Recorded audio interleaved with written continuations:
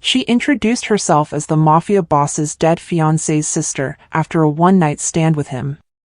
"Because you're Lucia's sister," he said, his voice dropping to a dangerous whisper as he pressed the gun barrel against my temple. "And because for one night, you were mine. Did you really think I wouldn't recognize you? That I wouldn't know exactly who you were the moment you walked into that bar? Have you ever made a mistake so catastrophic that your entire life shatters in an instant? One moment of weakness that transforms everything you thought you knew into a twisted nightmare? I have. And my mistake wasn't just sleeping with a stranger in a Chicago hotel. It was sleeping with the very man I believed had ordered my sister's murder." The winter moonlight spilled across my hotel bed, illuminating the sleeping form beside me. I studied his profile, strong jaw dusted with stubble, dark lashes resting against high cheekbones, full lips slightly parted in sleep. Last night's impulsive decision embodied in 6 feet of gorgeous stranger. I slipped from beneath the Egyptian cotton sheets, gathering my scattered clothing with practiced silence. The digital clock on the nightstand read 4:37 a.m., perfect timing for a clean escape. No awkward morning conversation, no false promises of calling later. Just a perfect memory of a night when I'd felt something other than grief for the first time in months. As I fastened my bra, my gaze caught on the leather wallet that had fallen from his jacket pocket. Professional curiosity, or perhaps something more reckless, made me reach for it. Just a peek at his name, I told myself. Something to attach to the memory besides hot guy from hotel bar. The ID inside made my blood freeze. Dominic Valenti. The name I'd been investigating for weeks. The man whose organization was linked to my sister's death. I dropped the wallet as if it had burned me, my mind racing. This couldn't be coincidence. The universe wasn't that cruel. Yet here I stood, half-dressed in the hotel room of the man I'd been hunting, the man I'd just spent the night with. 12 hours earlier, I'd been sitting alone at the hotel bar, nursing a whiskey neat and reviewing my notes. 3 months of investigation into the Valenti crime family had yielded frustratingly little concrete evidence connecting them to Lucia's drowning. Just circumstantial connections and my gut feeling that her accident was anything but. "You look like you're solving the world's problems," a voice had said, deep and slightly raspy. I'd looked up to find him watching me, tall, dark-haired, with eyes the color of aged bourbon and a smile that transformed his serious face into something dangerously appealing. "Just my own," I'd replied, closing my notebook. "Mind if I join you? Misery loves company, and you look like you could use a distraction." I should have said no. Should have remembered why I was in Chicago. But grief and loneliness are powerful motivators, and for one night, I wanted to forget that I was Adriana Rossi, woman on a mission. I wanted to be someone carefree enough to accept a drink from a handsome stranger. "I'm Adriana," I'd said, using my real first name but a fake last name, Mills instead of Rossi. A small precaution that now seemed laughably inadequate. "Dominic," he'd replied, not offering a last name either. One drink had become 2, conversation flowing easily between us. He was intelligent, witty, with a dry humor that matched my own. He'd asked what brought me to Chicago, business, I'd said vaguely. I'd asked what he did, investments, equally vague. The perfect dance of attraction without revelation. When he'd invited me to his room, I'd hesitated only briefly. It had been months since I'd felt anything but anger and grief. One night of forgetting seemed like a gift I deserved. Now, as I stared at his ID, those hours of connection and pleasure twisted into something sickening. Had he known who I was? Had this been some twisted game? My sister Lucia had been engaged to Valenti's younger brother Marco before her accidental drowning 3 months ago. An accident I never believed, especially after finding cryptic messages on her phone suggesting she'd discovered something dangerous about her future in-laws. I'd come to Chicago to investigate, using my credentials as a freelance journalist as cover. I never expected to literally end up in bed with the enemy. Dominic stirred, his hand reaching across the empty space where I'd been. I froze, but his breathing remained deep and even. I needed to leave, now, before he woke. Before I had to look into those dark eyes knowing who he really was. I finished dressing with trembling hands and slipped out the door, the soft click of the lock behind me sounding like a gunshot in the silent hallway. Back in my own hotel room, I paced like a caged animal, my mind racing through possibilities. Had our meeting been planned? Had he recognized my name, despite my using a fake surname? Or was this truly the universe's cruelest joke? I pulled out my research, photos of Dominic at charity events, newspaper clippings about the Valenti family's legitimate businesses, notes from interviews with people who feared speaking the family name aloud. The man I'd spent the night with ran one of Chicago's most powerful criminal organizations. And I had evidence suggesting his family had silenced my sister permanently. Think, Adriana, I muttered to myself. Use this. By morning, a plan had formed, reckless, possibly suicidal, but the only way forward I could see. I would confront Dominic Valenti directly, not as a one-night stand, but as Lucia's sister. I would record our conversation, get him to incriminate himself, and complete the exposé that would bring justice for Lucia. 3 days later, I stood outside the imposing gates of the Valenti estate, my heart hammering against my ribs. The plan had seemed straightforward when I'd formulated it in my apartment, fueled by determination and too much caffeine: confront Dominic Valenti as Lucia's sister, demand answers about her death, record everything for the exposé that would bring his empire crashing down. Now, faced with the reality of armed guards and security cameras, my confidence wavered. But I'd come too far to turn back. I have an appointment with Mr. Valenti, I told the guard, projecting a confidence I didn't feel. Adriana Rossi. I'd used my real name, my real connection to Lucia. The element of surprise was my only advantage. If you're enjoying this story of dangerous attraction and deadly secrets, hit that like button and subscribe to Serafina's Stories for more thrilling tales that will keep you on the edge of your seat. Now, let's see what happens when Adriana comes face to face with the man she believes killed her sister, the same man who held her in his arms just days before. After a call and a thorough ID check, the gates swung open. I was escorted through manicured grounds to a modernist mansion of glass and stone. The interior was minimalist luxury, all clean lines and subtle wealth, nothing like the gaudy opulence I'd expected from a criminal kingpin. My heart pounded so loudly I was certain the security guard leading me through the house could hear it. The small recorder hidden in my bra felt suddenly obvious, though I knew it was undetectable. I'd rehearsed what I would say, how I would act, but now that I was actually here, my carefully constructed script evaporated.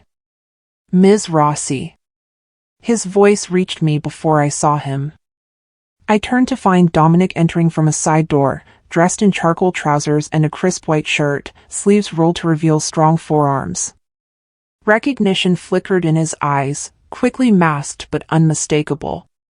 Mr. Valenti, I replied, my voice steadier than I felt. Thank you for seeing me. Of course. His expression revealed nothing as he gestured toward a sitting area. Though I admit I'm curious about what brings Lucia's sister to my home after all this time. I sat on the edge of an armchair, spine rigid. I think you know why I'm here. Enlighten me. He remained standing, a power move I recognized but couldn't counter. My sister didn't drown accidentally. I met his gaze directly. And I believe your family is responsible. If I expected shock or anger, I was disappointed. His expression remained impassive, only a slight tightening around his eyes indicating he'd heard me at all. That's a serious accusation, he finally said. Especially from someone who introduced herself to me as Adriana Mills 3 nights ago. Heat rushed to my face. That was a coincidence? His smile didn't reach his eyes. I don't believe in those. Neither do I countered. Which is why I find it suspicious that my sister died 2 weeks after telling me she discovered something about her fiancé's family business. Dominic moved to a sideboard, pouring amber liquid into 2 crystal glasses. He offered one to me, which I declined with a shake of my head. Marco was devastated by Lucia's death, he said, taking a seat across from me. We all were. Not devastated enough to attend her funeral. We weren't welcome. His voice hardened. Your father made that clear. Because he knew what I know, that she was killed to keep her quiet. Dominic leaned forward, his intensity suddenly palpable. And what exactly do you think she knew, Adriana? The way he said my name, like he was tasting it, sent an unwelcome shiver down my spine. That your legitimate businesses are fronts for money laundering. That you control half the city's drug trade. That people who cross you disappear. I pulled a small recorder from my bag, placing it on the table between us. I'm a journalist, Mr. Valenti. I've been investigating your organization for months. His eyes flicked to the recorder, then back to me. And you thought sleeping with me was part of your investigation? That was. I faltered. I didn't know who you were that night. Yet here you are, revealing yourself instead of publishing whatever evidence you claim to have. He studied me with unsettling perception. Why? Because evidence isn't enough. I want a confession. I leaned forward. I want justice for Lucia. Justice, he repeated, as if testing the word. An admirable goal. Misguided in this case, but admirable. He reached for the recorder, and I tensed, but he merely turned it off. Your sister wasn't killed by my family, Adriana. She was protected by it, until she wasn't. What does that mean? Dominic sighed, suddenly looking weary. It means Marco loved her enough to tell her the truth about us. And she loved him enough to accept it. The information she discovered wasn't about our business, it was about the Costellos. Your rivals, I said, recalling my research. Our enemies, he corrected. Lucia overheard something at a charity event, plans for a hit on Marco. She warned him, saved his life. But in doing so, she put herself in their crosshairs. I shook my head, unwilling to believe him. If that's true, why didn't Marco tell us? Why let us believe it was an accident? To protect your family from retribution. The official story kept you safe. His eyes held mine. Until you started asking questions. Cold realization washed over me. Are you saying I'm in danger now? I'm saying you've been watched since the moment you arrived in Chicago. He reached for my hand, his touch sending electricity through my veins despite everything. Not by us. By them. I pulled my hand away. Convenient explanation. Blame everything on your rivals. You think I'm lying? Something dangerous flashed in his eyes. I think you're trying to manipulate me. The night we met at the hotel bar, did you think that was manipulation too? The question caught me off guard. You're saying that was actually coincidence? I'm saying I had no idea who you were until you told me your name. Adriana isn't common. And you look like her, like Lucia. His voice softened slightly. I knew Marco's fiancée had a sister, but we'd never met. I didn't make the connection until later. When exactly? I demanded. When I got back to my room and saw your press credentials in your purse. My blood ran cold. You went through my things? Professional habit. He didn't look remotely apologetic. I make it a point to know who I'm bringing to my bed. And yet you still. I couldn't finish the sentence. Still wanted you? His gaze was unflinching. Yes. Perhaps that was unwise. It was unethical. Ethics. He laughed without humor. Coming from the woman who slept with me to get information. I told you, I didn't know. But you would have, if you thought of it. His assessment was brutally accurate. You came to Chicago to destroy my family. You would have used any means necessary. I couldn't deny it. In my darkest moments, I'd considered far worse than seduction to get justice for Lucia. Why did you agree to see me today? I asked instead. You knew who I was, what I wanted. Because Marco asked me to protect you. Dominic's expression softened fractionally. He's been tracking your investigation, worried you draw attention from the wrong people. When you requested a meeting, he begged me to convince you to leave Chicago. I want to speak to Marco. That's not possible right now. Convenient. He's not in Chicago. After Lucia's death, A sharp crack interrupted him, the window behind us shattering. Dominic moved with startling speed, pulling me to the floor as glass rained around us. Stay down, he ordered, drawing a gun from beneath his jacket. Security flooded the room as more shots rang out. Dominic shielded me with his body, his heartbeat steady against my back while mine threatened to burst from my chest. I need to get you out of here, he murmured against my ear. Do you trust me? I almost laughed at the absurdity of the question. Trust the man I'd come to expose? The man I'd slept with without knowing his identity? The man who might be lying about everything? But as bullets splintered the furniture around us, I realized I had no choice. Yes, I whispered. If you're captivated by Adriana's dangerous situation, hit that like button and subscribe to Serafina's stories. In our next segment, we'll discover if Dominic is truly her protector or if this attack is just another manipulation. Sometimes the people we trust the least are the ones we need the most. Stay tuned to find out what happens next.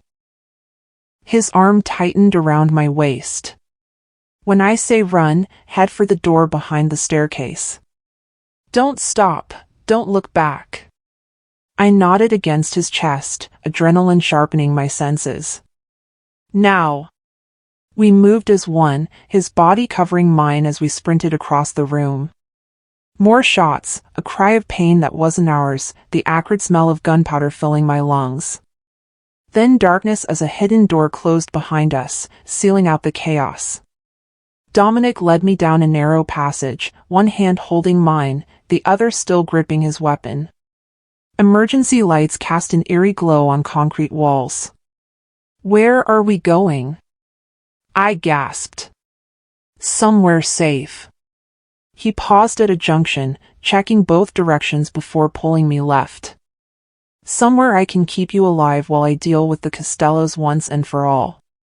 Why would you protect me? I demanded. I came here to destroy you. He stopped so abruptly I collided with his chest. His free hand came up to cup my face, thumb brushing my cheekbone with unexpected tenderness. Because you're Lucia's sister, he said softly. And because for one night, you were mine. The intensity in his eyes made my breath catch. This was madness, he was everything I should be running from. Yet as sirens wailed in the distance and footsteps echoed through the passage, I found myself leaning into his touch. I still don't trust you, I whispered.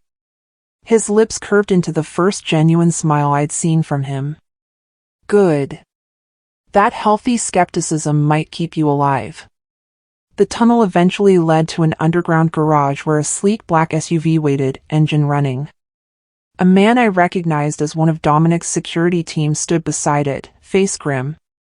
Status? Dominic asked as we approached. 3 of theirs down. 2 of ours injured, none critical.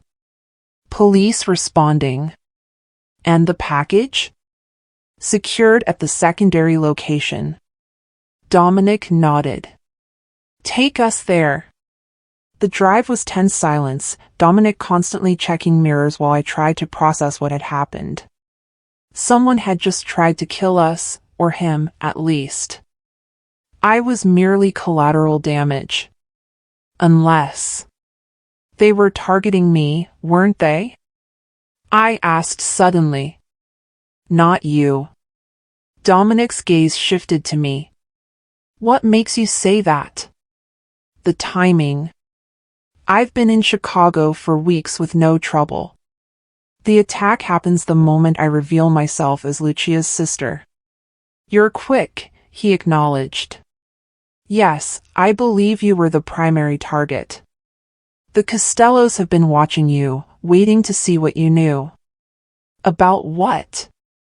About what Lucia discovered before she died. My throat tightened. Which was evidence of the Costellos' plan to eliminate my entire family and take over our territory.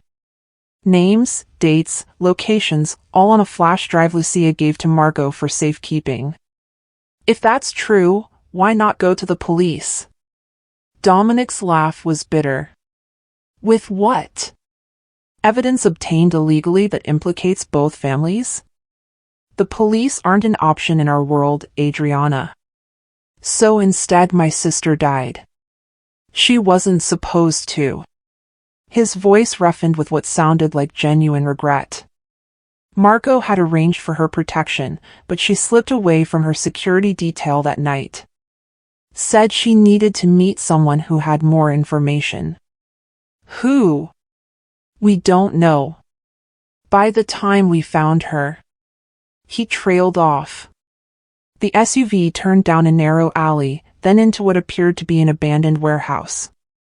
Inside, however, was a state-of-the-art security setup, cameras, armed guards, reinforced doors. Welcome to one of our safe houses, Dominic said as we exited the vehicle. Not as comfortable as the main house, but considerably harder to find.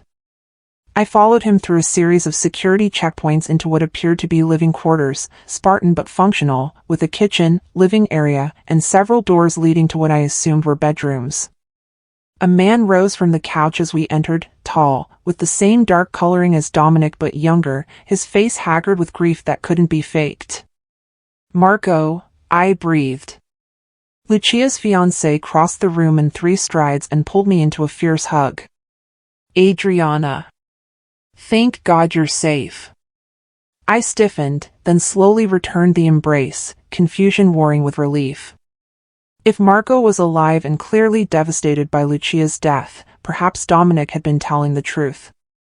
I thought you weren't in Chicago, I said, pulling back to study his face. I wasn't until yesterday. Dominic called me when you requested a meeting. Margot's eyes were red-rimmed, haunted. I've been trying to track down who betrayed Lucia that night. You believe she was set up? I know she was. His voice hardened.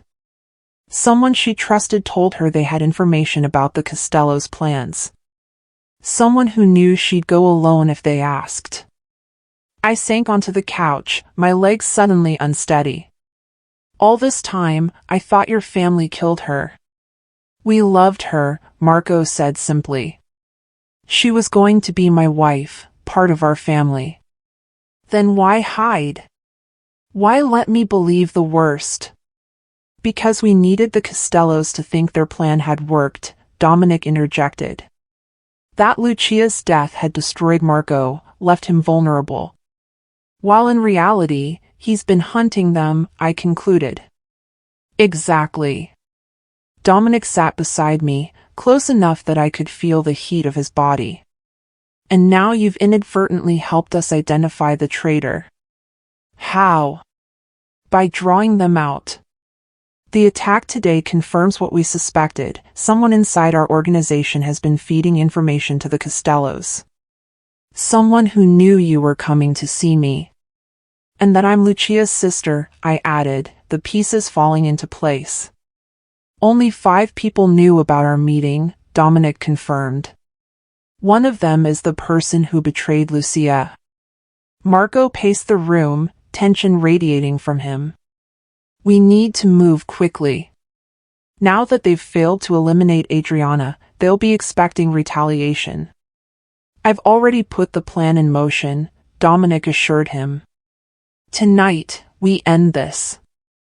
And where do I fit into this plan? I asked. Dominic's gaze met mine, intense and unwavering.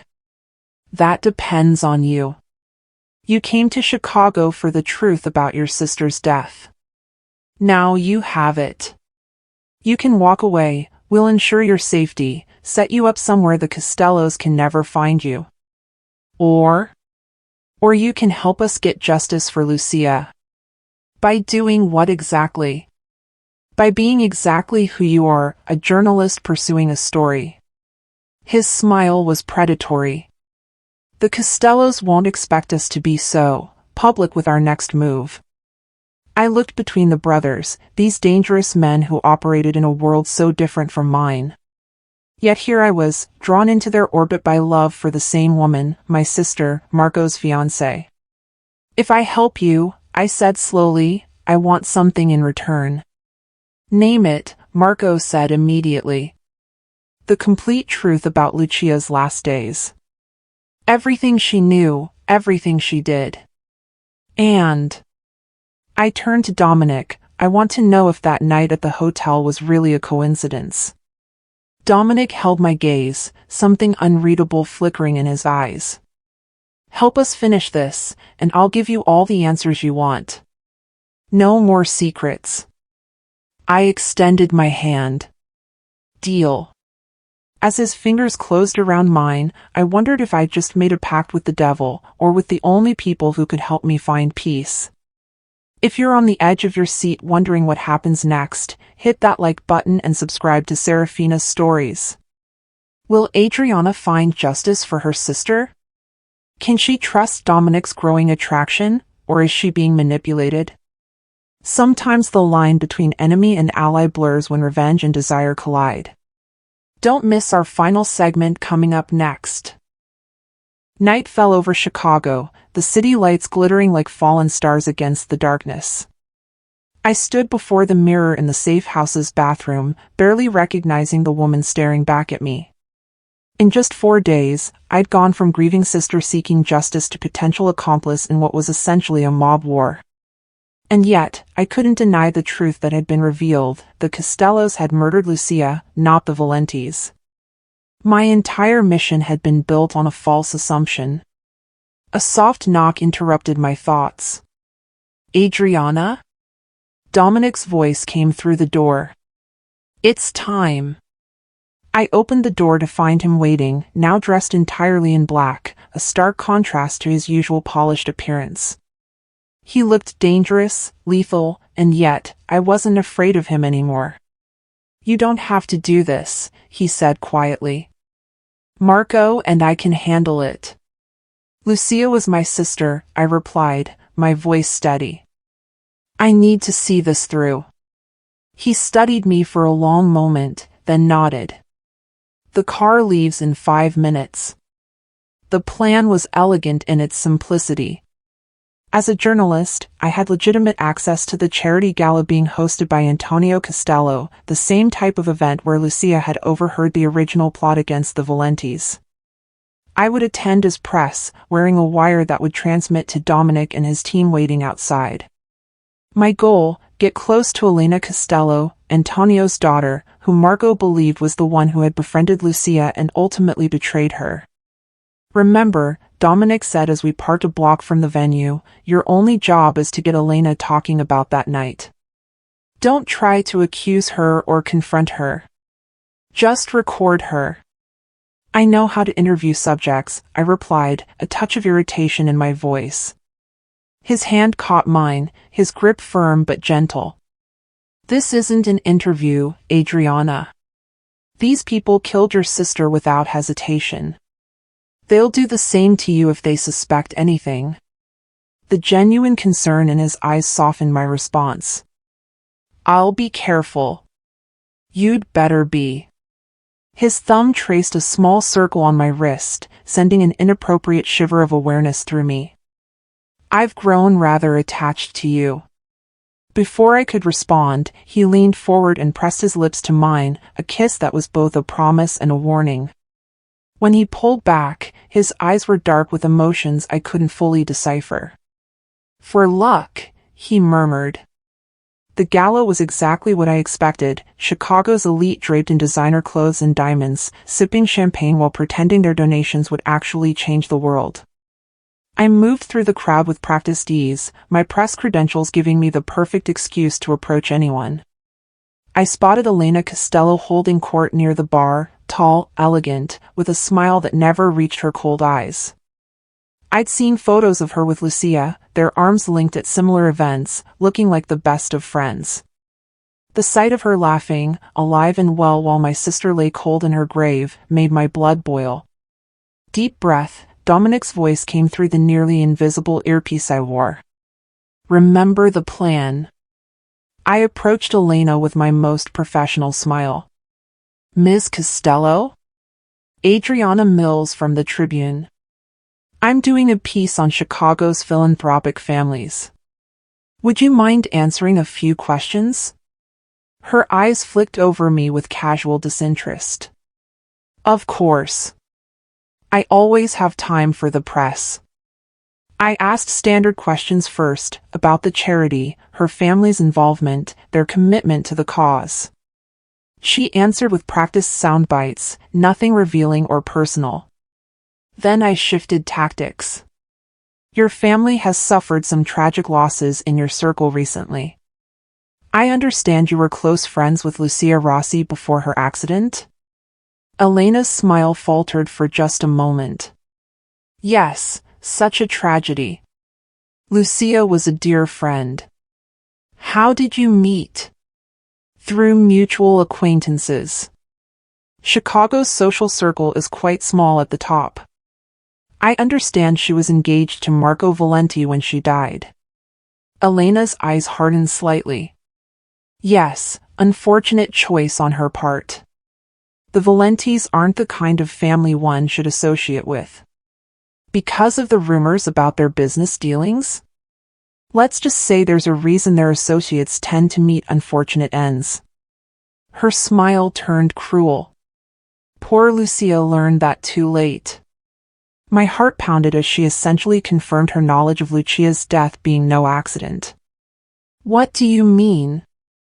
Elena leaned closer, lowering her voice. Between us? Lucia discovered some things about her fiancé's family that frightened her. She came to me for help the night she died. She did? I fought to keep my voice steady. She was planning to leave Marco, to expose what she knew. Elena sipped her champagne. Such a shame she never got the chance. What happened that night? I asked, pushing my luck. Something flickered in Elena's eyes, satisfaction, perhaps even pride. She trusted the wrong person, I suppose. You? The word escaped before I could stop it. Elena's smile vanished. Excuse me? Adriana, back off, Dominic warned in my ear. But I couldn't stop now. She trusted you, and you betrayed her to protect your family's plans to take over Valenti territory. Elena's face transformed, all pretense of civility vanishing. Who are you really? I'm Lucia's sister, I said, dropping all pretense. And I know what you did. Her eyes widened in recognition, then narrowed dangerously. Security, she called, her voice soft but carrying. Get out now, Dominic ordered through the earpiece. We have what we need. I turned to leave, but Elena caught my arm, her nails digging into my skin. You're making the same mistake your sister did, she hissed. Trusting the Valentis will get you killed too. The difference is, I replied, pulling free, I know exactly who to trust. I made it halfway to the exit before 2 security guards blocked my path. I changed direction, heading for the terrace, heart pounding. Behind me, I could hear Elena giving orders, her voice urgent. The terrace doors were locked. I was trapped. Dominic, I whispered urgently. I need help. Look up, came his calm reply. I glanced upward to see a rope dropping from the roof, and then Dominic himself rappelling down with impossible grace.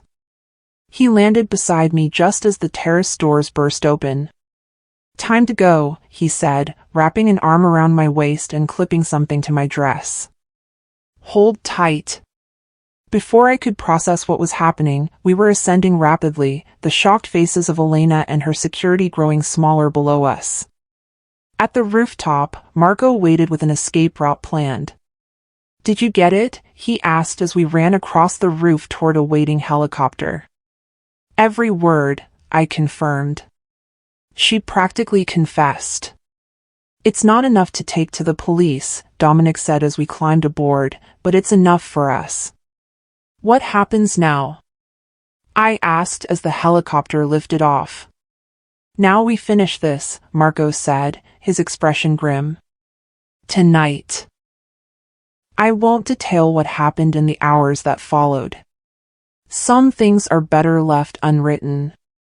But by dawn, the leadership of the Costello family had been dismantled, evidence of their crimes delivered anonymously to both the police and the FBI, and Lucia's killers had faced justice of a kind I never imagined I'd be part of.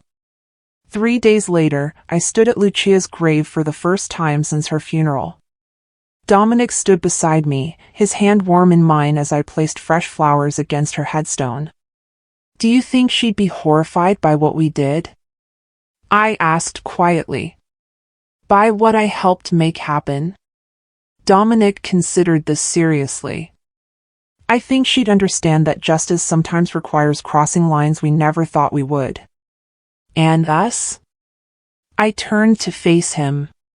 What would she think about this? His free hand came up to brush a strand of hair from my face.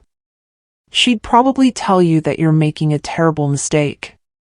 Probably, I agreed with a small smile. But I've discovered something important these past days. What's that? Sometimes the people we think are monsters are actually the heroes of the story. And sometimes... I leaned into him, sometimes a mistake turns out to be the best decision you ever made. His arms encircled me, strong and secure. That night at the hotel, it really was coincidence, he murmured against my hair. The best kind of cosmic accident. I believe you, I said, and realized it was true. Though I'm still keeping my healthy skepticism. His laugh rumbled through his chest. I wouldn't have it any other way. As we walked away from Lucia's grave, hand in hand, I felt a sense of peace I hadn't experienced since before her death. The truth hadn't been what I expected. Justice hadn't come in the form I'd imagined. And love, well, love had appeared in the most unlikely package possible. Sometimes life's greatest lessons come wrapped in our biggest mistakes. Sometimes the people we're quickest to judge are the ones who understand us most deeply. And sometimes, just sometimes, the universe knows exactly what we need, even when we're looking in all the wrong places. Thank you for joining me for this story of dangerous attraction and unexpected truth. If you enjoyed, she introduced herself as the Mafia boss's dead fiancée's sister. Hit that like button and subscribe to Serafina's stories for more tales that will challenge your assumptions and touch your heart. Remember, the most beautiful beginnings sometimes come from the most chaotic mistakes. Until next time, keep your mind open and your heart ready for adventure.